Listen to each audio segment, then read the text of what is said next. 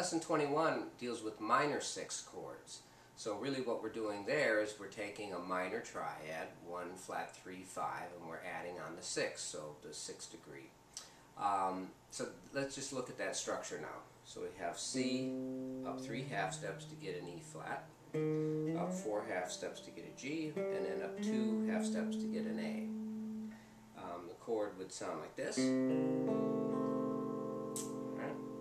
And a C minor 6 chord can be used to substitute for a C minor chord or a C minor 7 chord, but only when it's a 1 chord. So, for instance, if we had just a vamp that was going and we had a C minor 7th or a C minor chord, in that instance we could put the C minor 6th in.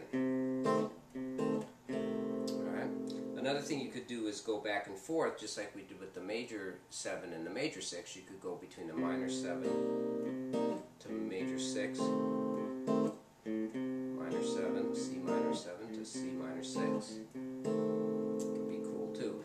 Another way you could do that would be up here to do. You'll hear that kind of thing in like Santana's Evil Ways.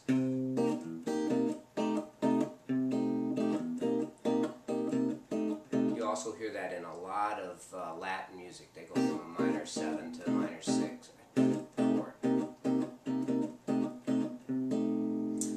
So, the other situation where you have a minor chord that you wouldn't want to use a minor 6 is if you had a 2-5-1. So let's say we had D minor to G7 to C minor. Alright?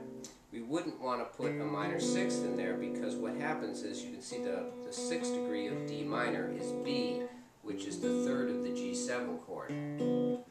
So it almost sounds like rather than playing a 2 chord, you're just playing the dominant chord with the 5th in the bass.